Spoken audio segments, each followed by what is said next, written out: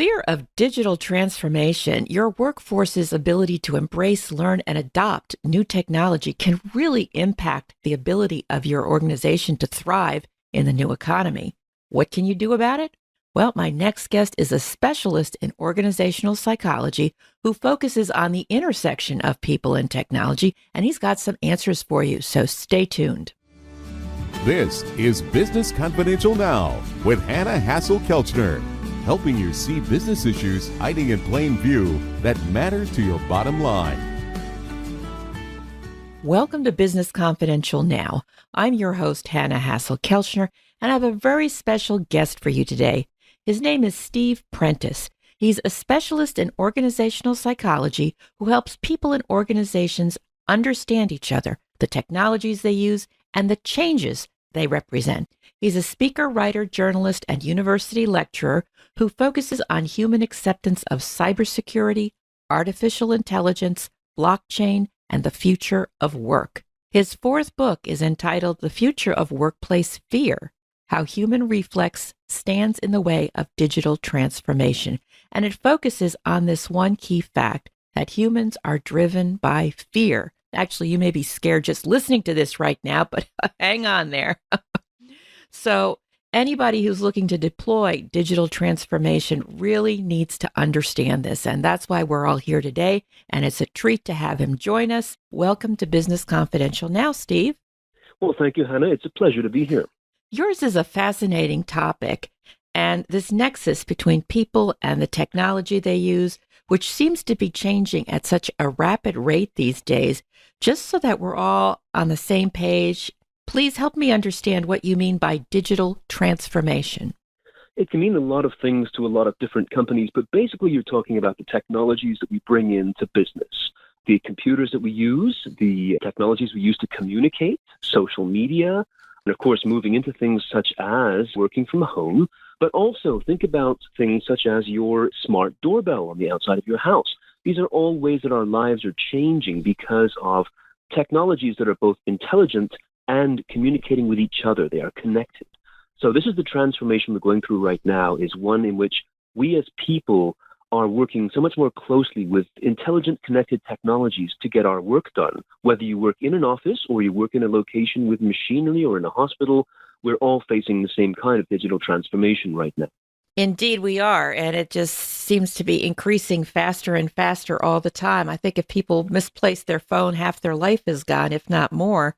So please tell me about the fear of digital transformation that you see happening in organizations. What kind of fears are we talking about? We're talking about very basic ones, really, and this is the issue. And I've been doing this for 25 years, since computers came out to become a technology in the workplace. I mean, frankly, when I was a student at university back then, I had to find some temporary work to help pay the bills.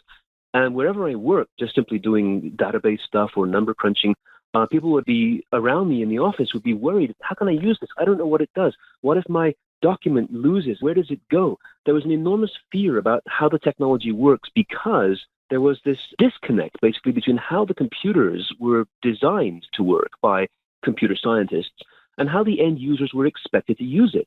And it's one thing to have to learn how to use any particular kind of technology, even riding a bicycle. But when it comes to technology, the fear of making a mistake, the fear of losing your document, the fear of looking stupid in front of your boss and your peers, and the ultimate fear of losing your job because you just appear to not be able to do the work, that's what drives people. And it makes them hide. It makes them do things surreptitiously so as to look like they're learning something, but they're not. It becomes an enormous way how people are actually using it. And that becomes a dangerous thing, not just simply a choice. It's a great danger to an organization, and you can go as far as national security, because if one piece of our connection is dead because someone isn't doing the right thing, we all suffer from that. Absolutely. Well, I'm sure that there are some listeners that could check off a couple of the boxes when you said, the document gets lost, getting blamed for it, so on and so forth. Well, let me ask you this, though. Why can't employees just get over it? Because I would imagine that some of the younger cohort that has grown up with technology, that are very, very tech savvy, that if anything, they're fearless about it. They'll go clicking on all kinds of buttons that we were, They say my generation, I'm going to I'm going to age myself here, might be a little reluctant. Well, let me just check first. Let me save this first. And I see a certain fearlessness. Could the opposite be true? The opposite is true, but there's fear there too. And that's the interesting thing. There is a digital divide between basically those who started their work life before the internet and computers came into our lives and those who started afterwards. And, here we are in an age now where people who are entering the workforce were born after 9/11. So we're talking about a new generation of people who, yes, they have grown up with technology in their hands, probably from the very first time. In fact, the iPhone is used for a lot of young parents to keep their kids occupied, their babies occupied for a short time. However, the two differences, the two fears are equally destructive.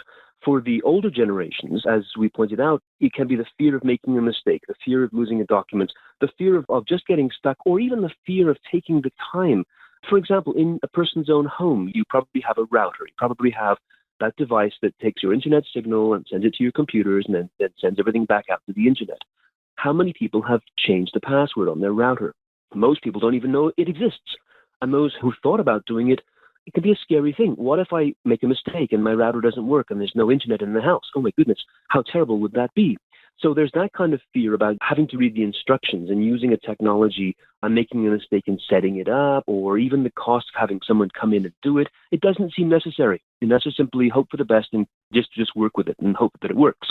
But there's a lot of security issues that come from unguarded routers and, again, smart doorbells and your phone and everything we use with that hope that it's going to be okay. But then you've got the other side. You've got the younger generation who have grown up with the technologies, yes. One of their greatest fears, and I'm speaking generally now, but one of their greatest fears is just direct conversations and communications with other people. When you've grown up texting as a primary source of social interaction, I'm not saying it's a bad thing, but texting is an ultimately controllable conversation device. You type out your entire sentence and you send it. That's very different from having a dynamic conversation the way we are having right now. And so when young professionals are brought into positions where they have to interface with their manager or they themselves become a manager, and they've got to learn how to work and communicate with their employees, they realize that live conversation can be a kind of a scary thing because it's not controllable. And I'm not making this up. These were direct quotes from people who were asked this very question. I prefer to text because I can control it, but I don't know what you're going to say in a conversation, and I don't know where this conversation is going to go. And that kind of fear immediately degrades the relationship that is so vital between any sets of employees and managers in the dynamic of a workplace. So in both situations, you've got fear getting in the way of progress that the technology was designed to deliver. That's the problem. That's a very, very succinct way of putting it. And that in itself is just incredible. Do you see this fear growing? Yes, it's growing because there are new changes coming in all the time. I mean, here we are looking at things such as the work from home option. I mean, we've all been through 2+ years of COVID, and so many of us were, sent home to do our work from home, and we learned we can actually do that. So now comes the issue of, well, do I go back to work? Do I go back to work with people who may be, again, physically dangerous to me in terms of being COVID carriers or other variants and so forth? You've got managers who say, well, if my employees are working from home, then how can I trust them to do their work? Which I think is a crazy concept, and I could spend an hour with you on that. But the default reaction is, how can I trust an employee I can't see? That's where many managers are at for these very reasons. Again, it's not a controllable relationship if you're not there just down the hallway from my office. Then you've got the fear of loss of what we had before. If you were used to working in a particular location, in a particular building with a particular desk and office and cubicle, and that is now gone, and your floor has now been replaced by a hoteling, hot desking thing where you have to book a desk for those days you come in. I don't like that. That's changed. That's not how it used to be. I want what we had before, is the kind of response they'll have. I don't like this new lifestyle, and I'm going to resist it. So the fear is not necessarily only about how to use a technology. It's also the fear of the loss of the status quo.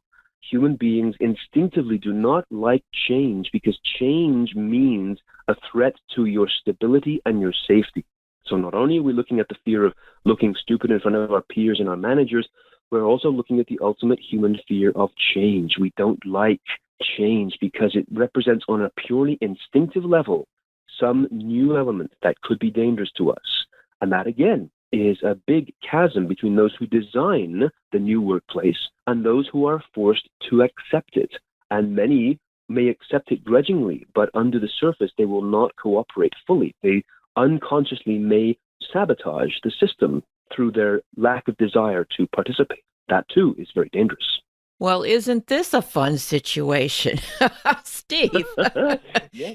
is there Come on, Steve, anything lighten up here. is there anything management can do to plan their digital transformation? Because digital transformation is inevitable and it's going to be ongoing and continuous with every new beeping device that gets created and an app. Is there any way they can plan digital transformation in a way that avoids the problems brought about by these different workplace fears? What advice do you have? Oh, absolutely.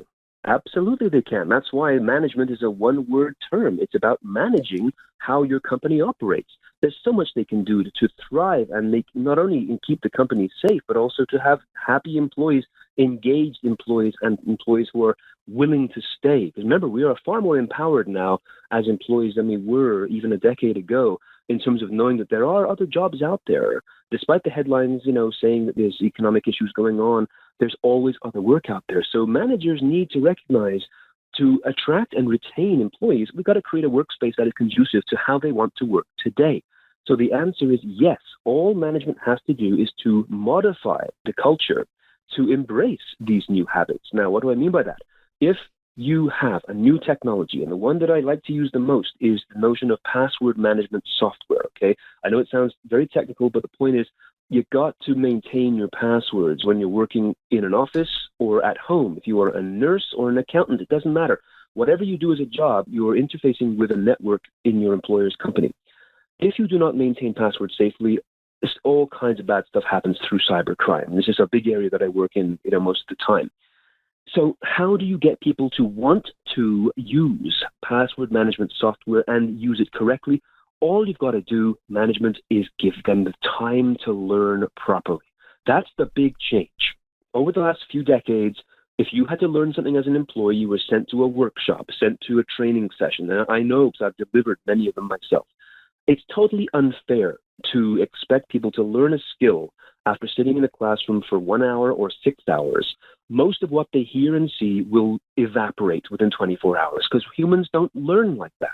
So you've got to change the way that people learn how to use technologies to try it out bit by bit, iteratively, hands-on, in the way that you learn. If you've ever learned a new language, a second language, for example, you don't learn the whole language in a day. You learn little bits at a time. If you watch a child learn how to speak, as an infant, they learn little bits at a time. That's how we do it.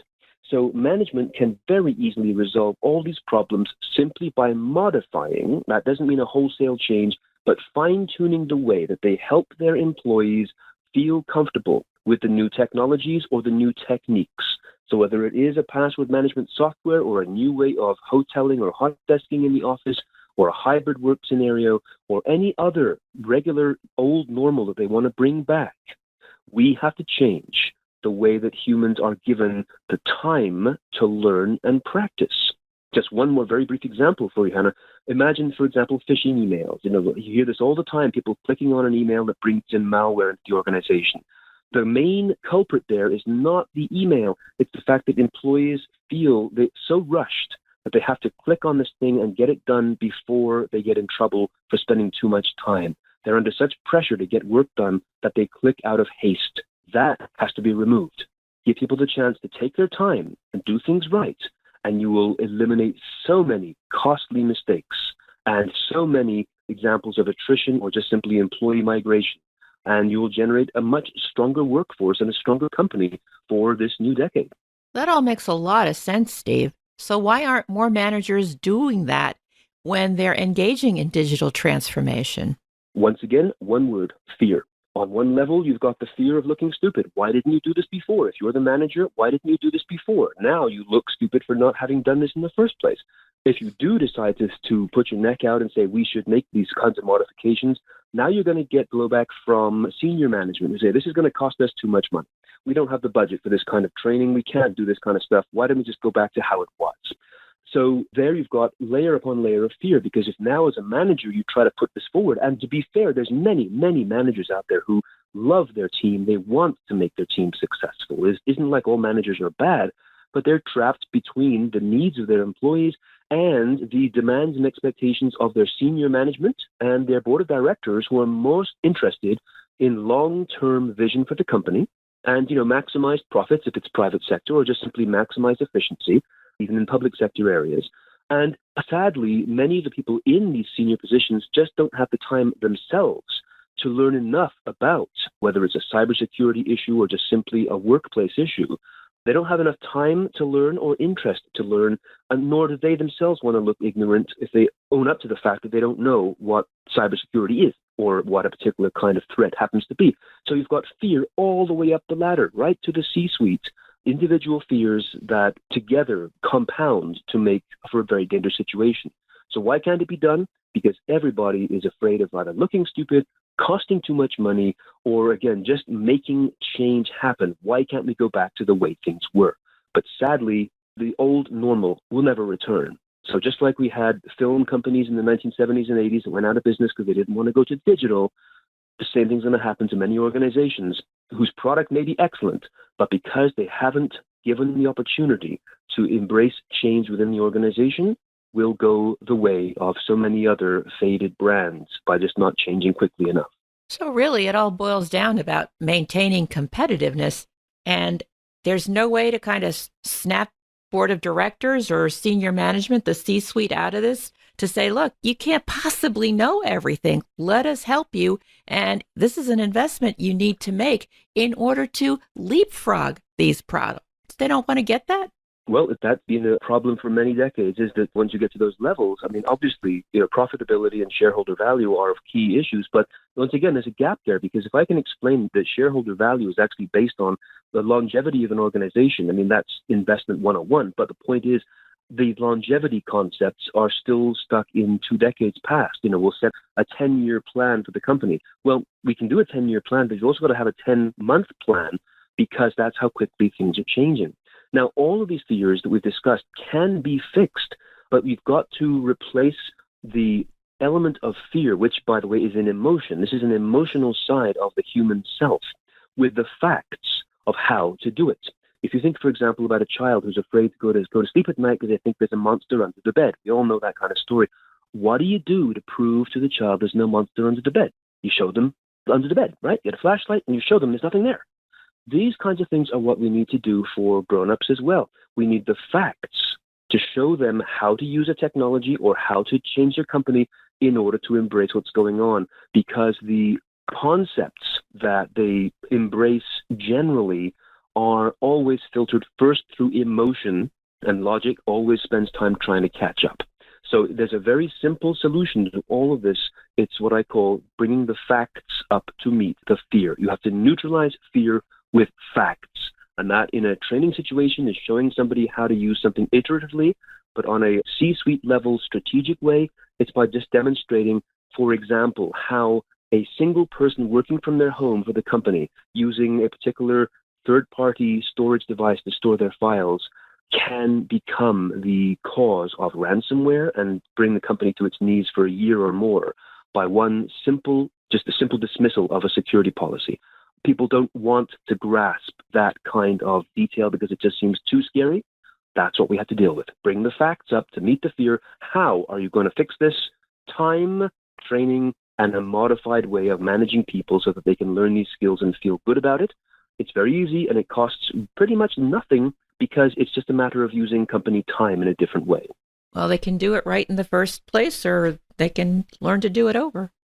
You mentioned something earlier that really piqued my curiosity about how when employees are fearful of digital transformation, and maybe they're already in the middle of a transformation, how they could be sabotaging it.